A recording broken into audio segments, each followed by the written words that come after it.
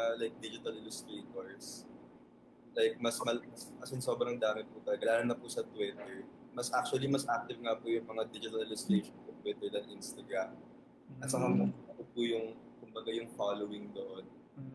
Mas buo yung following doon kumpara sa Instagram. So doon nang gagaling yung medyo pressure. So feeling ko sir, din po nung sinabi sir ni Miss Con, like lalo na kung manggagaling sa advertising, it would matter.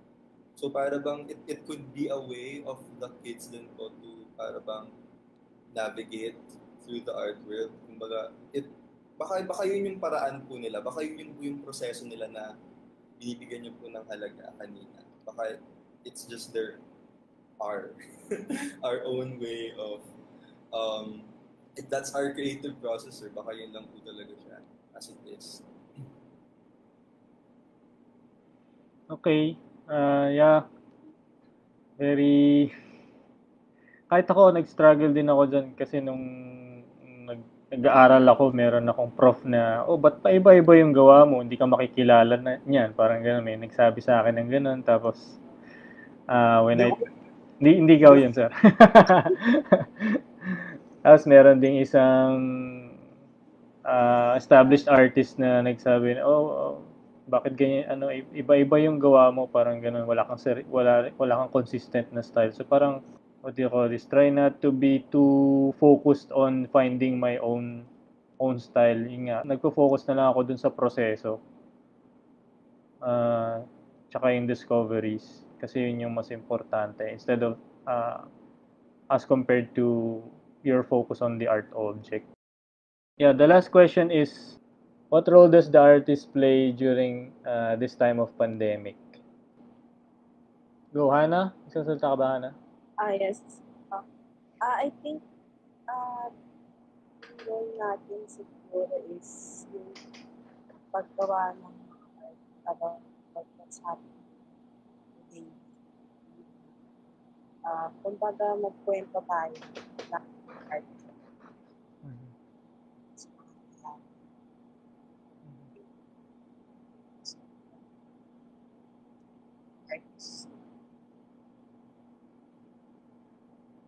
Yeah, thank you. Being aware of what's happening in society and in the news and around the world, around the Philippines, yan, magandang goal yan at adhikain bilang isang artist. Kim, Wika? Hello po. I think nakakatulong po yung mga artists ngayon sa pag-articulate ng mga pangyayari sa paligid. Bukod sa articulation, sa documentation, I think doon po talaga pinaka nakatulong ang artists ngayon. Documentation ng mga pangyayari sa paligid, pag-archive sa mga iba't ibang likhang sining, sa iba't ibang mga forms. So, ayun. Mahalaga po mga artist aspekto ng komunikasyon dahil nakakatulong din tayo sa kumbaga sa pag-open up ng mga iba't ibang ways of understanding things para sa mga ibang mga tao. Ayun. Pero ayoko din naman kasi masyadong ihiwalay kami from the other humans. I think anybody could do that. Ayun po. Yeah, thank you. Thank you, Wika.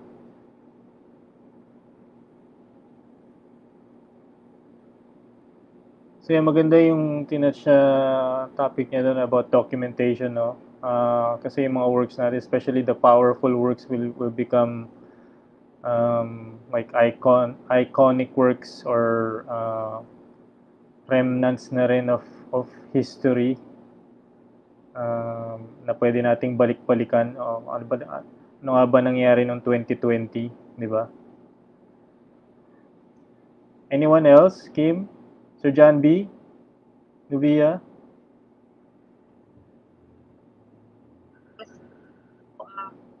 Siyempre, I think isa sa mahalagang role ng artist ngayon is to help everyone stay sane, lalo na ngayong pandemic. Kasi mostly, naghahanap kasi tayo ng mga bagay na pupunan yung emptiness due to Mm. boredom, o kaya i-divert yung sarili natin due to overthinking. Mm. And since we are currently living on the virtual spaces, yung art nagsiserve siya as a-relief para sa kahit kanino. And syempre, yung artist yung nagpo-provide ng aspect na yun. So, kung i-relate natin siya sa mga pagkain na binebenta sa internet, so parang yung art natin, yung food supply naman para sa soul ng nakararami. Mm. Tapos sa kabilang banda naman, mahalagang gampanin din ng maraming artist yung magpamulat syempre or magpakilos sa lahat ng aspect, socially, politically, culturally, sa panahon ngayon. Kasi mas kinukulong tayo ngayon literally tsaka figuratively. Mm. So dapat lang na maglapat tayo ng awareness regarding dun sa mga relevant issues na nangyayari sa paligid natin gamit yung art. Yun lang. Yeah, thank you. Thank you, Via. Yeah, maganda rin yung touch sa subject ni Novia about mental health and preserving our sanity during these times. I think art plays a very important role in that, especially sa ating mga artists. And art, people who appreciate art. Kim, John B.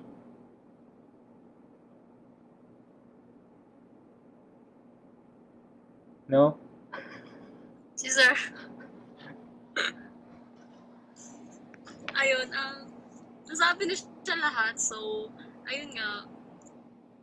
Sa ngayon kasi yung tayo, mas magandang magamit natin yung art natin. Like, make our art talk for ourselves. Ganon.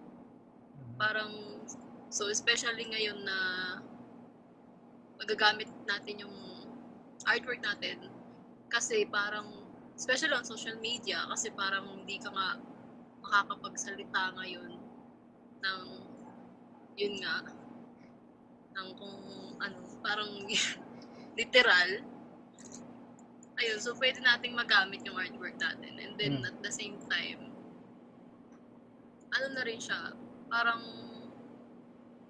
we can use it as a coping mechanism na rin kasi sa paggawa and then pag-share ayun po. Hey, thank you, Kim. John B. Ako, I have to disagree with you guys kasi yung tawag dito I'm of the opinion na I come from the school na walang responsibility kasi art right now to save everyone. You can only save a few people who will subscribe to your point of view siguro. Pero wala akong illusion that art's gonna save the world right now. You know, in the order of importance siguro, we have to admit na art is an iffy proposition ngayon. People will be looking to doctors. People would be looking to the one who will be making a vaccine. But art, if we were to be honest, mental flaws siya at the moment siguro. Old school ako I think I come from a place where art is justified kasi because of art itself, you know, it's not beholden to saving the world at the moment. If at all, if you look at a great piece of art siguro ngayon and it makes you happy, okay yun, you know, well and good. But if we were to be honest, it's not gonna make things better by next year. You know, it's probably gonna be resonant lang siguro 5 years from now if it was really fundamental no work. But if I were to be honest, what's the role of art right now? It's a visual break siguro from the monotony nung anxieties na. I guess that's the news I can say if I were to be honest. But to be the be-all end-all band-aid to our anxieties, hindi siguro. You know, you can only attempt so much. You can only make something beautiful and hope that people will look at it and then say, for a moment, they transcend wherever they are. But to say that it's going to be one of the top 3 things that's going to save us, even if mentally man lang, even if to be a foil from all of the anxieties, pwede siguro. Pero if I were to be honest, I don't see it being that. Ayun, I just, at least that's just me. That's just me. Yeah, okay. Thank you for being blunt, Sir John. Anyone else? Any reaction or any other comment?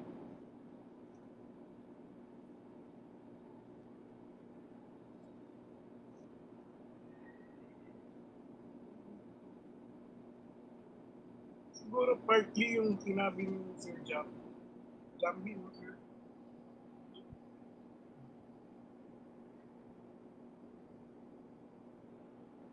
About saving the world. Ako kasi hindi ako naniwala na kailangan mag-prescribe. Tingin ko, ang goal lang naman natin, as chroniclers of our time. Yun nga, it's a process of documenting. Wala naman siyang artist therapy sa akin. Hindi naman siya, might help some of us cope. Pero in reality, as I keep on reiterating, don't prescribe, di ba? Sa thesis. Don't be prescriptive. Hindi naman kasi tayo, hindi naman yung sinasabi ni Vika kanina. Medium lang natin to. Kung yung doktor gumagamot, tayo may ginagawa tayo as yung frontliners may ginagawa. Kung the same manner yung nagluluto, may pinipit siyang need ng tao. Yung kabuuan ng tao. Pero wala siyang attempt to save the world. Ako nga, hindi nga ako gumagaling kahit gusto ko mag-help. Hindi, yung mental, yung condition mo. Nandun pa rin yung anxiety Hindi naman siya nawawala. Kaya lang, yung attempt mo to chronicle and to maybe effect change. Magmulat kung kailangan magmulat. Tuntua ako pag merong nagbabago yung pananaw sa hindi magandang sistema. So for me, that's without being prescriptive, meron na akong tinatapi ko na yung balikat ko kahit kamag-anak ko lang. Kahit pamangkin ko na. Tama pala yung sinasabi mo. Parang for the longest time, naniniwala ko. Yung leader natin, ganito siya mag-isip. So, ang hirap ayaw mong baguhin, pero kailangan lang may konting information kang ibibigay. At kung nakikita yun sa trabaho mo, sa akin malaking bagay yun. Kung nakikita yun, effect change. Yun nga, yung social awareness. Tapos yung kasi hindi naman natin masasagot yung hindi naman matatapalan yung vaccine ko na yung ibang needs, economic needs, hindi naman natin masasagot yun. Wala naman tayong proposal na gano'n. Pero tayo kasi, I would like to think ng artist, chronicle ng panahon. Chronicle, yung natin. Medyo cliche, pero lagi ko sinasabi sa inyo, should speak of your time. Yung work mo should speak of your time. So, kung ano man yun, whether successful ka na ma-influence mo yung pag-iisip ng iba, yun din yun, di ba? Basta may attempt ka. Ginawa mo yung role mo as an artist, as a visual communicator, ginawa mo siya. Yun lang importante siya. Yeah, thank you, Sir Nuki. Iskon, Abby? Hello. Gusto ko lang din idagdag dun sa sinabi ni Sir Nuki. Siguro much more on dun sa pagiging tao or as a human being alone na maging, ewan ko, parang there's this role, ewan ko kung role ba talaga siya ng artist, pero at least maging, paano ba, parang maging totoo, tsaka agree dun sa chronicle, sa pag-ano ng history or nung kung ano yung sitwasyon na yun. At the same time, maging vulnerable sa nangyayari. Kasi, wala yun yung parang pinaka, as an artist, visual artist, parang yung pinaka-language natin, yung pinaka-way of communicating natin with others. At hindi rin naman natin totally masasalba lahat. Salbahin mo lang yung sarili mo. Tapos, alam mo yun, parang sasalbahin mo yung sarili mo or maging totoo ka sa sarili mo or maging reaction dun sa nangyayari. Ano na rin yan, mag-spread out or kakalat din yan sa among your peers on how you treat your peers, on how you treat others. And, yeah, ano na siya, magiging parang domino effect na yan. Magkaka-connect naman lahat. So, ayun. Yes? Anyway, just to qualify what I earlier said, this is not in any way parang reducing the role of the artist to life, no? Except the question kasi limits the artist to a role in the pandemic. Ako naman kasi I feel like, for example, if you were to kuha ka na Rothko, for example, take the last Rothkos na ginawa, that was done 40 years ago. Would that still be relevant today? It is. So parang feeling ko, the reason I answered that way is because the role to me, the role of an artist is bigger than the pandemic. Yun nga na, I don't see the artist now strictly responding to the pandemic itself, because para sa akin, you always have art in life. Pandemic, no pandemic, art is an essential part pa rin ng life. So I guess I was just reacting to the question that, if we were to assign ourselves a role and it has something to do with the pandemic, realistically, I don't see our role as very significant. But, one being always obsessed with art siguro, I'd say, the role of an artist is bigger than the pandemic. It will always be, kahit magkaroon ng nuclear war siguro at the end of the day, after the damage wrought on civilization, and then all of a sudden you look at an old work, say you found the Mona Lisa in one of the ruins, you get transcended from wherever you are. So I guess what I'm trying to say is that our role will always be there.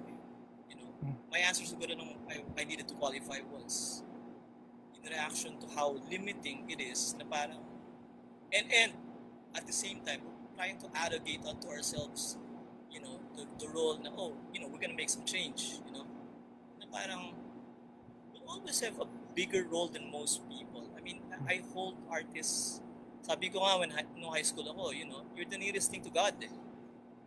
You create things, you're not an extraordinary mortal, you make things that hopefully, 100 years from now will still be considered sublime. But saving the world, it's not one of the immediate siguro na roles I see at the moment. Saving humanity from ordinariness, I guess, I just wanted that. Okay, thank you, Sir John B. Miss Con, anything you want to? Siguro, share ko lang yung isang instance na parang naisip ko, may isa o dalawang rally ako na pinuntahan na yung before yung junk terror law na campaign na naging law siya eventually, which greatly affects yung artist activist. Tapos nandun ako sa UP, tapos ang dami kong nakitang artists, ang dami kong nakita na hindi ko usually nakikita sa mga ganong klaseng venues. Tapos iniisip ko, bakit kaya kami wala dun sa banner ng Concerned Artists of the Philippines? Bakit kami hindi isang grupo? Bakit kami hindi parang pumupunta, naturally, dapat nandun ka sa ilalim ng bandila ng mga artists. Parang bakit kaya kalat yung mga artists? Tapos parang pag-uwi ko, sabi ko pa nga dun sa isang member ng kape, mag-recruit na nga kayo ng maraming artists, andyan na sila, parang ready na sila, para i-recruit nyo na yung mga yan, handa na sila. Tapos pag-uwi ko, na-realize ko, yung mga artists na yun, nasa grupo ng mga magsasaka, ng mga manggagawa, they're in different sectors, and the role that they're playing as artists, tagagawa ng banner, but then, nakaspread out dun sa mga sector, yung mga artist. And that's okay, no? Kasi yung artist as citizen nga yung artist as lubog dun sa community ng mga tao na mas nahihirapan kaysa sa'yo. Yun yung parang lagi kong binabalikan yung moment na hindi naman natin kailangan magsama-sama at mag-iisa yung natin. Hindi natin kailangan yun. Mas kailangan nga nakalat tayo na iba-iba yung communities na ginagalawan natin. Kasi useful tayo dun sa ganung parte. Kasi tayo as artists, may mga abstract concepts tayo, kaya natin bigyang buhay through sa visuals, etc. Ang simple lang ng role na gagawa ka ng banner, kaya ng placard, pero napakahalaga nun sa isang sector, halimbawa na magsasaka na walang kapasidad, diba, na gawin yun. So, yung mga simpleng bagay, nandun pa rin ako dun sa artist as citizen, hindi nagbabago. Parang hanapin mo yung role mo as citizen. Kaya siya tinatanong parang yung tanong na yan, lahat ng parang talks, nandun siya, present siya.